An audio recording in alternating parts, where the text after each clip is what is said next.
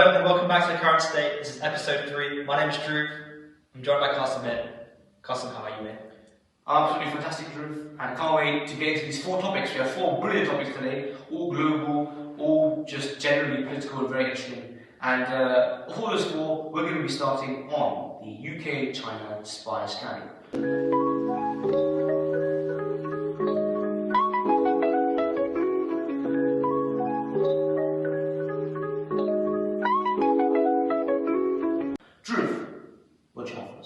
Well, basically what happened was in 2023, there were 2 government officials, the names Christian Cash and Christopher Berry, and they were charged under what is called the Official Secrets Act, which is basically spying on behalf of another country, in this case, China. However, controversially, and for really odd reasons, they were released and they were found not guilty just recently, a couple of weeks ago.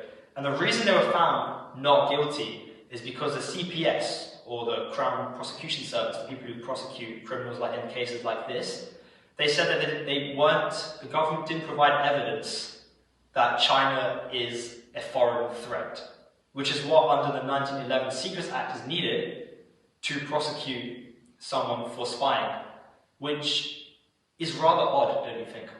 Yeah, this is very odd considering the fact that MI5, which is obviously a leading kind of intelligence agency in the UK, has declared China a national threat to security. So this is obviously, there's an obvious contradiction here, right? Between what the MI5 is saying and what the government is saying. And I mean, I think it's quite intuitive to think that China is a national threat to security. Obviously, diplomatic relations aren't exactly aligned at the moment. You've got a very pro-Western country and a very anti-Western country. You've got a communist country versus a capitalist country. You've got just everything is different. Allies is different. So, and I think China would definitely want to get information about the UK's government right now, considering the political situation in the UK. So it's quite absurd, really, to think that they weren't considered a national security threat. But Drew, why do you think this is? Well, I think that at the moment the UK really needs China on its side in an economical sense.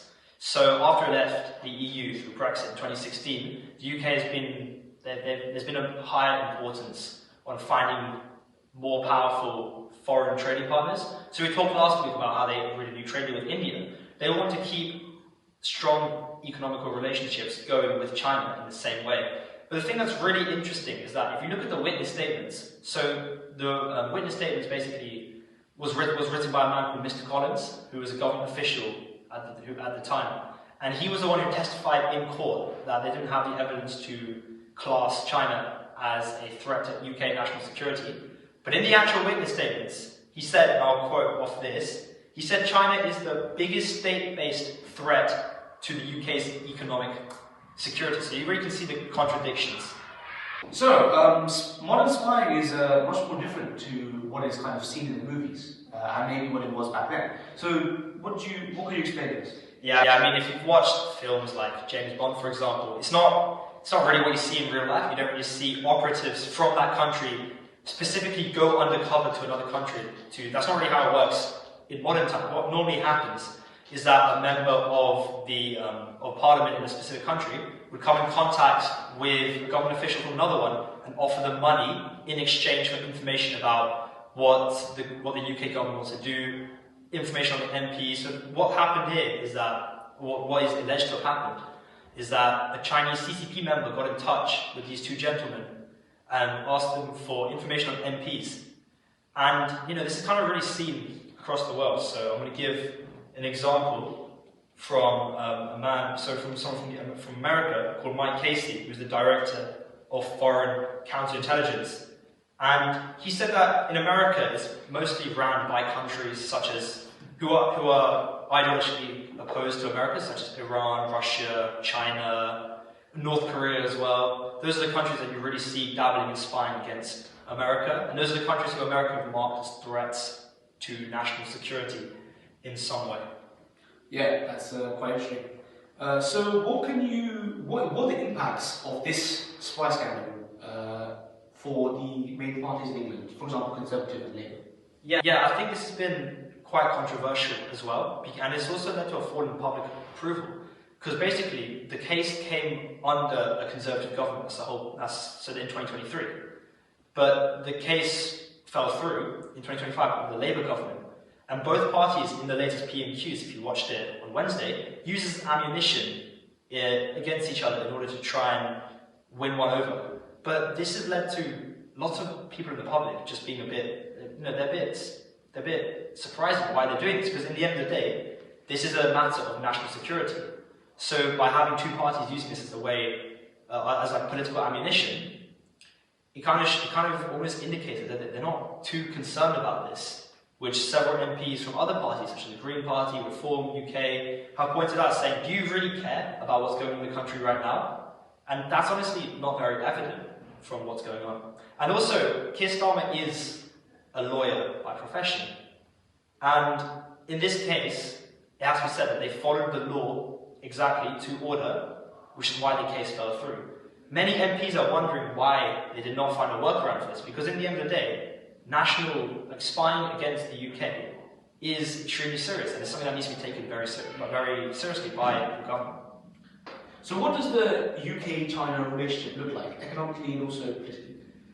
Economically, the UK really wants to have those close ties with China, but this is not the first example of China having spies in the UK. So there's a government official under Boris Johnson called Dominic Cummings, and he admitted recently that Chinese spies, during his time within Boris Johnson's office, Chinese spies have actually stolen information about MPs. But the UK still wants to pursue these really close economic relationships with them. And this kind of shows how weak they are globally compared to these superpowers such as America, Russia, and China, and the kind of reliance they have on these countries as well. So right now, for the UK, it can be seen that this is not like a really constructive relationship, but it's one that they must have, especially following Brexit. Cool. Thank you very much. We'll be talking about the economic crisis going on in Argentina. And to join us, we have two special guests, Abhivir and Moksha. How are we doing, guys? I'm very good, thank you. It's a pleasure to be on this special podcast today. Yes, it's going to be great talking about the situation in Argentina today. Yeah, I mean, obviously, if you look at what's going on right now, you can see that although the economic metrics are good, there's still problems in Argentina. Can you just explain what these are?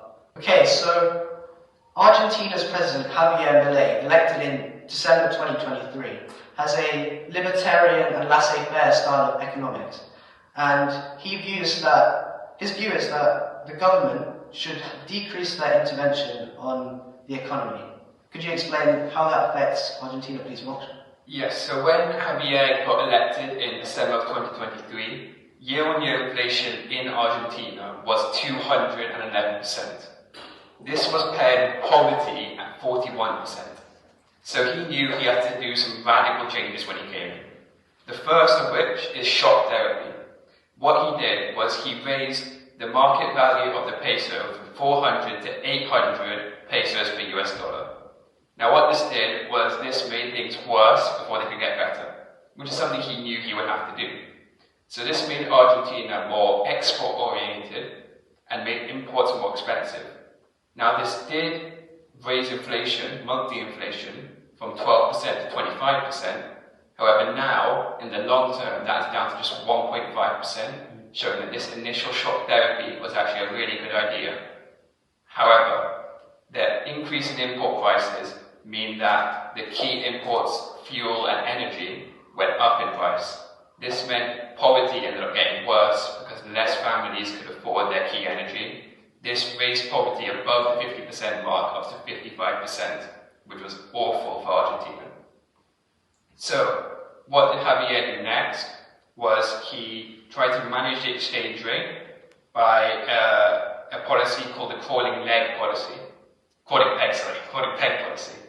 Now, what that means is he set the devaluation of the peso to 2% every month to try and stabilize the economy. Now, before this, the exchange rate was all over the place. Businesses had no idea what to expect, and they often raised prices majorly in expectation of a huge devaluation overnight. What this did was it allowed firms to set constant prices which allowed the population to then spend at a more regular rate and helped fix the Argentinian economy. Yeah, I mean, obviously, in some ways, the policies you've just described are somewhat erratic, and this can kind of link back to what he's being presented as, like a bit of an erratic personality as well. So obviously, there's been some pictures of him doing some rather odd, let's say, things. So I think at one of the election campaigns he was at, he was like seen with a chainsaw in his hand, and I think on the chainsaw the message was something like, we're going to slash prices. So in some ways, people are quite like that. They quite like that figure who is a bit more out of the ordinary, a bit more erratic. But if this reflects his policies, it may not be beneficial to Argentina as a whole. Yeah, I think that's a really valid point. I think he initially, to get appointed, had to be radical because people wanted change. Now, with midterm elections coming up at the end of the month, he will have to do something about his radical personality to make sure people can still trust him to bring this stabilizing economy down to a proper stable one. Also, in the past, there's been examples of economic situations like what's going on in Argentina right now. So I remember back in, I think it's 1975, in Chile. Chile was under dictatorship at the time, and basically, in the economy, if you look at the actual economic metrics, it looked really good. So economic growth was incredibly high, the GDP was rising, and but the social welfare metrics weren't as good. So by social welfare, you mean the overall well-being or satisfaction of the economy. So unemployment was high, there was lots of inequality as well, and this led to the dictatorship at the time being overthrown. So do you think maybe something similar could happen here, and Argentina could have its leader overthrown? Yeah, that can definitely happen. As part of his policies, he actually increased unemployment a lot. He slashed 30,000 public sector jobs and 10,000 from their major textile industry. I think this contributed to poverty rising initially above the 50% line, and obviously you can't sustain that for a long time. So I think he really would have to start looking at the humanitarian aspect of his policies if he wants to further his time in office in Argentina. Also, could you explain the role of Donald Trump? Because I'm fairly sure that he is providing some money and some economic backing to Milei. Yeah, I think Donald Trump is a very influential person in general, but for Argentina especially. He's been saying that if Milei doesn't get re-elected, he has no business in Argentina. But right now, with Milei in office, he's saying he'll give them 20 billion US dollars, which is equivalent to 15 billion pounds, to the Argentinian government, and he'll buy with that money pesos in exchange for dollars. So the Argentinian government will get dollars, but they won't be able to spend that, or to build up. So they'll get dollars to build up their reserves, but it's not allowed to the government is not allowed to intervene by selling them, except if the exchange rate hits the upper limit. Although this seems like he's further depreciating the peso, in real and market terms, it's strengthening the pesos, meaning that the purchasing power is improving and that inflation will likely decrease. Okay, cool. But I think this comes back to a bit more like a wider question on whether government should really focus on getting these economic metrics up or focus on improving social mobility. Because I think if you look back at time, the reason governments have lost support or lost enthusiasm from the people is because of factors which are from that social welfare side, such as unemployment, inequality. So what do you think should be the next target in Argentina coming into the next election as well? I feel like the economic background of Argentina is quite weak at the moment. So they need to prop that up with the American funds to then be allowed to use that to provide more humanitarian support for the people in Argentina. What do you think? Yeah, I think to add on to that, I think the humanitarian crisis is derived from the economic crisis. So I think if he does get re-elected, definitely another phase of his policy could come into play, because he really has to fix that economic crisis before he can fix the humanitarian one. And I think if he does end up fixing the economic crisis, I think that itself will help fix the humanitarian crisis, because it will start employing more people, and people will start raising their income again, and the general welfare in Argentina will start to increase again if much, guys. Okay, we're going to move on now, and finally we're going to talk about what's happening between Ukraine and Russia. Custom, what can you tell us about this? So on Friday, Zelensky visited the White House and had long talks with Donald Trump about the Ukraine-Russia war, and they were very key. They were the second in the month, and a lot of important things got discussed regarding the Tomahawks, regarding future meetings, and regarding concessions. So there's a lot to talk about. But I'm going to start off with the Tomahawks. So, one of the main aims that Zelensky had coming into the White House was that he wanted to acquire Tomahawks. Tomahawks are long-range land missiles that will be able to expand Ukraine's reach of weaponry from 190 miles to 995 miles, which is a big jump. It would allow Ukraine to reach the cities of Moscow and St. Petersburg, which have lots of very important command areas. So it would be very strategic and very tactical for them to be able to take out those cities. But what happened, guys, at the meeting with the Tomahawks? I believe there was some complications in terms of Donald Trump's willingness to hand over the Tomahawks to Ukraine. I think he, like many people, are still on the fence about how to approach this deal, especially since Russia's advanced position in Ukraine now, and whether giving Ukraine Tomahawks will be the right decision to move it towards peace or further away from peace. I think, in my opinion, giving Ukraine the Tomahawks would be counterproductive in some way, because what Zelensky wants this for is to show Putin that he is able to fight, he still has the power to be able to fight. But the truth is that although Ukraine is holding position right now, Russia still have that manpower advantage and the just general military advantage. And I think that no matter how much support Ukraine get from America or NATO in general, it's going to be difficult because Russia are basically fighting this on in the same area where their country, in the same geographical area.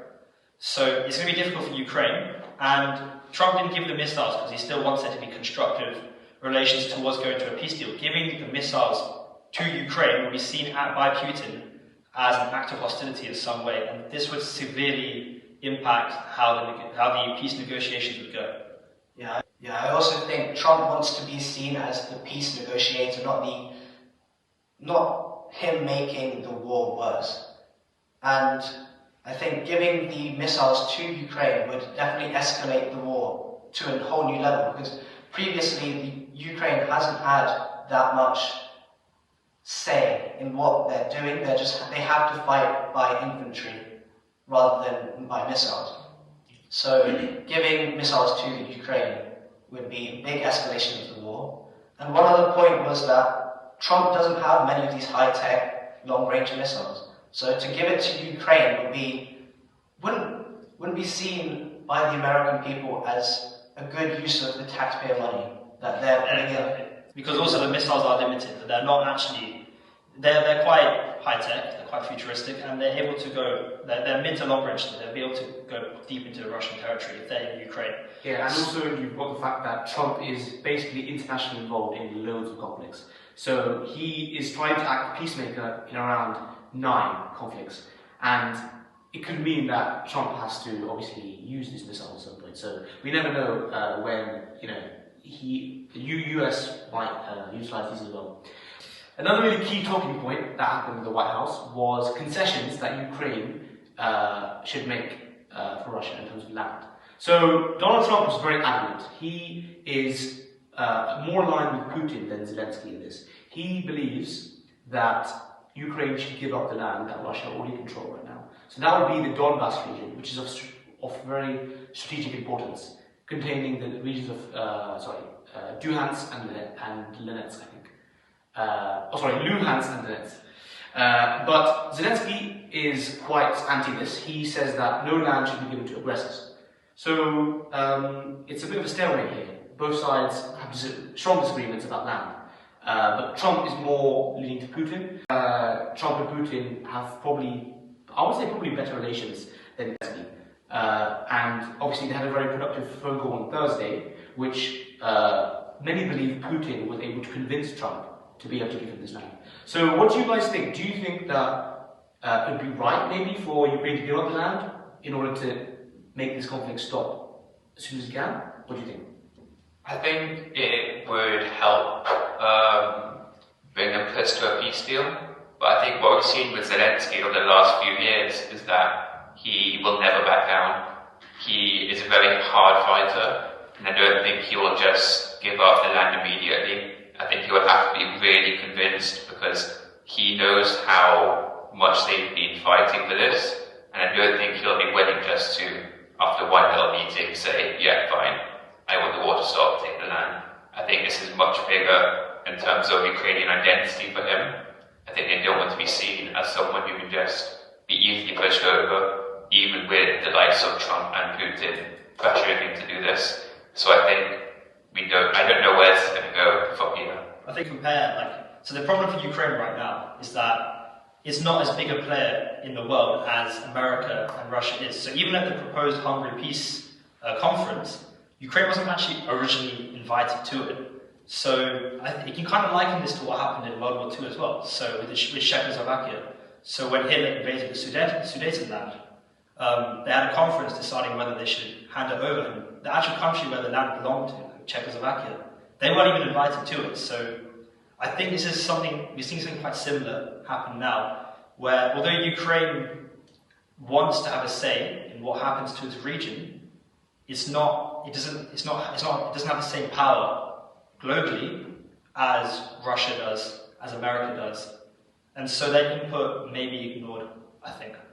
Yeah, I agree, but in my opinion, and Trump's opinion obviously, the war should end. Full stop. Lives are being lost, and there are further lives at stake if this war carries on, especially with the missiles that we've just stated. If he gives them to Ukraine, that could cause millions more lives to be lost.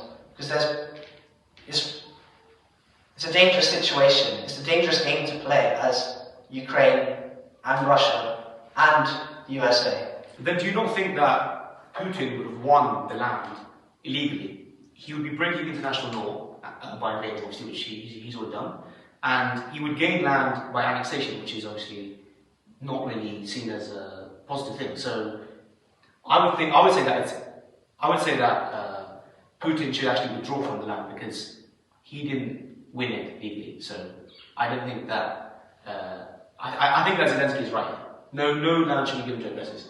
If that stops the war, probably not, right? But I think in terms of being morally right, I think you have to go to Zelensky. Yeah, I think in an ideal world, so legally as well, Putin definitely should give the land back, but I think at this point it's more about damage limitation. So trying to stop the war from going on. And the only way you could really realistically see the war ending right now and Putin saying, okay, let's take a step back, is if he's able to keep the land which he's got. And I think it's around, it's quite significant as well. It's 20% of the land in East Ukraine, the whole of Crimea, which was actually invaded back in 2014 as well. So those regions, plus more in the north, I think, that's quite significant for Ukraine. But in terms of damage limitation and the way the war is sitting, you can't really see any alternative right now which would show a way for the war to end. That's true. Yeah, just want to add on to that. I think if they don't agree a peace deal here, you have to think about how much further will Putin go. Because is it better to just give up this land and potentially another couple of years down the line have much more land being taken by Putin? Yeah. And then the next peace deal would be much more land being given away as we've already lost most of this. That's kind of what NATO are worried about in general. So obviously most of the NATO countries in Europe are on high alert right now. And this is because they're worried, because if Putin is given the land in Ukraine, what happens next? Because you've kind of proven to Putin that he's able to do what he wants. He's able to kind of invade a country, take the land, and there's a sign that NATO countries are worried. What if he invades our country next? And there's lots of countries in that region as well. And this kind of comes back to what happened in World War II, where Hitler took the Sudetenland, and then that kind of proved to him that he could just do whatever he wants without the fear of repercussions from Britain or France or America. So I think the concern is something similar could happen now. Yeah. I mean, I think you've got to kind of understand that Putin is very aggressive, and obviously, if you're Putin, then you think that Russia is one of the global superpowers, and he's very, very patriotic, very nationalist. So honestly, I would say that he would definitely ask for some land. Crimea is the minimum, right? Yeah. And then Donbass is probably what's going to be. Because Crimea is militarily, at least, exactly, been under Russian control since 2014. Obviously, most countries don't recognize this, but I think for Putin to step away, that is the minimum. That is what he expects at least. But I don't think he'll just ask for that. I think there will be more. And I don't think he'll just accept Crimea. I think he'll want those regions in the east of Ukraine. Because in those regions there's lots of good, there's lots of factories there. Resources. Yeah, lots of resources. And that will help Russia in some way. So I think that's what he'll want. I really don't see Putin stepping down easily. Like, you can see by his personality, the way he rules, that he is not one to go down easily. Similar to Zelensky, and I think that's what makes this peace deal so hard, is that both of them are such strong-hearted, whether rightfully or wrongly, they're strong-hearted, and I think it'll be really hard to get to agree on one peace deal. And I think that Donald Trump will definitely have to do a very, very good job to make sure that they can agree on something here that makes both people happy. And I think this peace deal needs to come as soon as possible, just to mitigate further conflict, further war, and further loss of life. Yeah, we'll have to wait and see, because this is a rapidly moving situation. But thank you for coming on today, guys. It's been a pleasure to have you, and hopefully you'll come on soon as well. Thank you very much. Thank you very much. Pleasure to be here. Thank you.